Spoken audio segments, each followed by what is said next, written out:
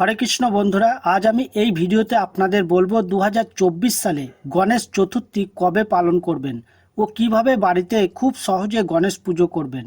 গণেশ পুজো করার সময় কি কি মন্ত্র বলবেন, গণেশ পুজো করলে কি হয়, এই দিন কি কি কাজ করা উচিত নয়, এ টু জেড আপনাদের সাথে শেয়ার করব। তাই জানতে হলে ভিডিওটি শেষ পর্যন্ত অবশ্যই দেখবেন ও ভালো লাগলে লাইক, শেয়ার ও কমেন্টে জয় শ্রী গণেশ অবশ্যই লিখবেন। তো চলুন শুরু করি। প্রথমে আমরা জানব গণেশ পূজা করলে কি হয়। ভগবান গণেশের পূজা করলে আপনার সমস্ত রকমের বাধা দূর হয়ে যাবে, সেই সঙ্গে কষ্ট, রোগ, দারিদ্র থেকেও মুক্তি পাবেন। আপনি গণেশ চতুর্থী ছাড়াও প্রতি বুধবারে বাড়িতে শ্রী গণেশের পুজো করলে খুবই ফল পাবেন। ভগবান গণেশ আপনার সকল প্রকারের কষ্ট দূর করবেন। গণেশ চতুর্থীতে এই কাজগুলি একদম করবেন না, তাহলে কিন্তু গণেশ ঠাকুর রুষ্ট হতে পারেন। গণেশ পুজোর সময় থেকে বিসর্জন পর্যন্ত বাড়ির প্রধান দরজা বন্ধ রাখবেন না, খুলে রাখবেন। এটি করলে গণেশ ঠাকুর সহজেই আপনার বাড়িতে প্রবেশ করতে পারেন। গণেশ পুজোর সময়ে রাগারাগি বা বাড়িতে অশান্তি করবেন না, এতে গণেশ ঠাকুরের কৃপা থেকে বঞ্চিত হতে পারেন, তিনি রুষ্ট হতে পারেন আর আপনার গৃহে অধিষ্ঠিত নাও হতে পারেন। গণেশ ঠাকুরকে কোনোভাবেই বেশি পরিমাণ গয়না পরাবেন না, এতে তার আঘাত লাগতে পারে, তিনি তাতে রুষ্ট হতে পারেন। গণেশকে সাজাবেন ছিমছামভাবে, তাতেই তিনি বেশি খুশি হন। গণেশ চতুর্থীর দিনে জুয়া খেলবেন না, টাকা পয়সা নিয়ে এদিন কোনো ধরনের খেলা করলে গণেশ রুষ্ট হন। এমনকি লটারির টিকিটও খেলবেন না।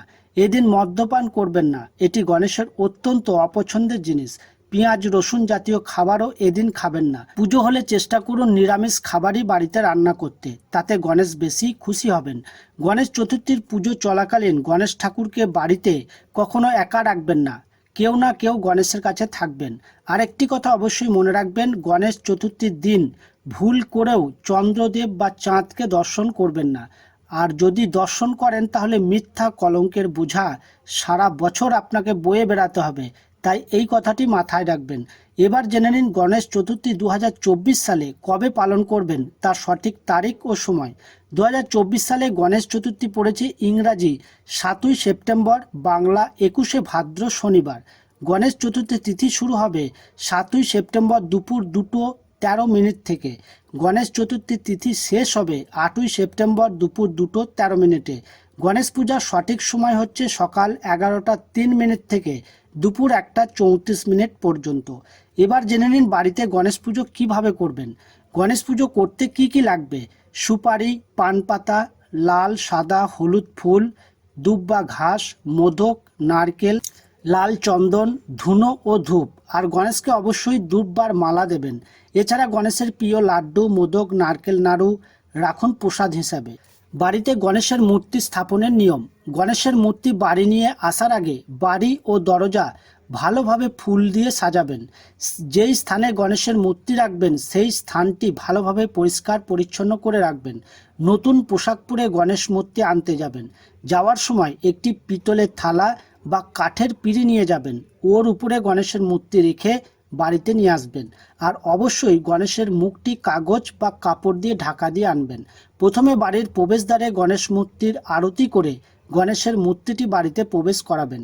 বাড়ির উত্তর বা পূর্ব দিকে একটি কাঠের পিঁড়ি বা জলচৌকির উপর গণেশকে বসাবেন আর লাল বা হলুদ রঙের একটি কাপড় অবশ্যই পেতে দেবেন।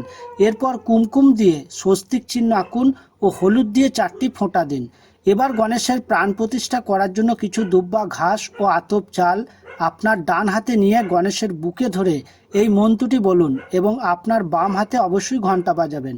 মন্ত্রটি হলো ওং গাং গণেশায় নমঃ। এই মন্ত্রটি 3 বার বলবেন। এরপর গণেশের আসনের সামনে রঙগুলি দিন ও একটি তামার বা মাটির ঘটে জল ভরে তার উপর একটি ডাব ও একটি গামছা দিন ও ঘটে ও ডাবে স্বস্তিক চিহ্ন এঁকে দিন। এবার ঘটে ও গণেশের গলায় পৈতে পরিয়ে দিন। এরপর গণেশ পূজার জন্য লাল ও সাদা ফুল, দুব্বা ঘাস, ধূপ, প্রদীপ ও ভোগগুলি রেডি করে নিন। ভোগ হিসাবে আপনি মোদক কিন্তু অবশ্যই দেবেন, মোদক হচ্ছে গণেশের প্রিয় খাবার। তারপর মতিচুরের লাড্ডু, কলা, মুড়ির মোয়া এগুলি দেবেন। এখানে একটি কথা মনে রাখবেন, গণেশকে তুলসী পাতা কখনো দেবেন না। এবার আপনি আচমন করে নিন। আর আপনি যদি আচমন কিভাবে করে না জানেন তাহলে আচমন করার ভিডিওর লিঙ্ক এই ভিডিওর ডেসক্রিপশন বক্সে দিয়ে দেবো, দেখে নেবেন। তারপর আপনি ধূপ ও প্রদীপ জ্বালিয়ে নিন। এরপর 21টি দুব্বা ঘাস, 21টি মোদক ও লাল ফুল দিয়ে গণেশ ঠাকুরের পুজো করুন এবং এই মন্ত্রটি বলে প্রণাম করুন। এক দন্তং মহাকায়ং লম্বোদর গজাননম বিঘ্ন বিনাশকং দেবং হেরবং প্রণমামহম। এরপর গণেশের মাথায় লাল চন্দনের টিকা দিন। তারপর গণেশের আরতি করুন। আরতি করার সময় মনে মনে এই প্রার্থনাটি অবশ্যই করবেন। জয় গণেশ, জয় গণেশ, জয় গণেশ দেবা, মাতা জাকি পার্বতী, পিতা মহাদেবা, একদন্ত দায়বন্ত চার ভুজাধারী, মাথে সিন্দুর সোহে, মুসে কি সবারি, দিনন কি লাজ রাখো শম্ভু পুত্র ইয়ারি, মনোরথ কো পোড়া করো জয় বলিহারি। ও শেষে গণেশ মূর্তির সামনে একটি নারকেল ভেঙে অশুভ শক্তিকে দূর করুন। এরপর কিছু ফুল ও দুব্বা ঘাস নিয়ে এই মন্ত্রটি বলে গণেশকে পুষ্পাঞ্জলি দিন। বিঘ্ন সরায় বরদায় সুরূপিয়া লম্বোদরায় সকলে জগতদয়, না গণনাথ সুত যজ্ঞ বিভূষিতয়, গৌরী সুর গণনাথ নম নমস্তুতে, এক দন্তায় শুদ্ধায় সমুখায় নম নম, প্রপন্ন জন পলায় পনতাতি বিনাশিনে। আর আপনি যদি জপ করতে চান এই দুটি মন্ত্র জপ করতে পারেন, ওং গাং গণপতয়ে নম আর ওং তৎপুরুষায় বিদ্মহে বক্রতুণ্ডায় ধীমহি তনদন্তি প্রচোদয়াৎ। এই মন্ত্রটি প্রতিদিন জপ করতে পারেন, কিন্তু এটা মনে রাখবেন বিশেষ করে বুধবার এই মন্ত্রটি অবশ্যই জপ করবেন। এই গণেশ গায়ত্রী মন্ত্র এতটাই শক্তিশালী যে এই মন্ত্র যদি পাঠ করা যায় তাহলে শরীরের ক্ষমতা ও বুদ্ধি বাড়ে ও সমস্ত শারীরিক সমস্যা দূরে পালিয়ে যায়। নতুন কোনো কাজ শুরু করার আগে যদি এক মনে 108 বার শ্রী গণেশের গায়ত্রী মন্ত্র পাঠ করা যায় তাহলে সেই কাজে সফলতা নিশ্চিত রূপে হবে। অল্প সময়ে যদি আর্থিক সমৃদ্ধি চান তাহলে প্রতি বুধবার গণপতি বাপ্পার সামনে বসে এই মন্ত্র জপ করতে একদম ভুলবেন না। এরপর দুহাত জোর করে চোখ বন্ধ করে পরিবারের সুখ সমৃদ্ধির জন্য গণেশের কাছে এই মন্ত্রটি বলে প্রার্থনা করুন। দেবেন্দ্র মৌলি মন্দার মুকরন্দ কনারুণা বিঘ্ন হরন্তু হেরম্বু চরণাম্বু জরনেব।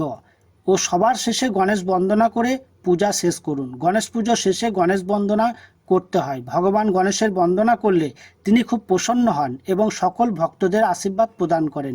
শ্রী গণেশের বন্দনায় তার শক্তির বর্ণনা রয়েছে। বন্দ দেব গজানন বিঘ্ন বিনাশন, নম প্রভু মহাকায় মহেশনন্দন, সর্ববিঘ্ন নাশ হয় তোমার স্মরণে, অগ্রতে তোমার পূজা করিনি যতনে, নম নম লম্বোদর নম গণপতি, মাতাজার আদ্যা শক্তি দেবী ভগবতী, সর্বদেব গণনায় অগ্রে যা স্থান, বিধি বিষ্ণু মহেশ্বর আর দেবগণ, ত্রিনয়নী তাহার বন্দিনী সুচরণ, দেবমাতা সরস্বতীর লইনু শরণ। আশা করছি দর্শক বন্ধুরা এই নিয়মগুলি পালন করে আপনারা যদি শ্রী গণেশের পূজা করেন তাহলে গণেশের কৃপা থেকে বঞ্চিত আপনারা কখনোই হবেন না। আপনারা অবশ্যই শ্রী গণেশের কৃপা লাভ করতে পারবেন। ভিডিওটি দেখে এবং শুনে আপনাদের যদি ভালো লেগে থাকে কিংবা আপনি উপকৃত হন একটি লাইক অবশ্যই করে যাবেন এবং শেয়ার করবেন সবার সাথে, যাতে সবাই এই ভিডিওটি দেখে গণেশের পুজো করতে পারেন। আজ এখানেই শেষ করলাম। সকলে ভালো থাকবেন। হরে কৃষ্ণ।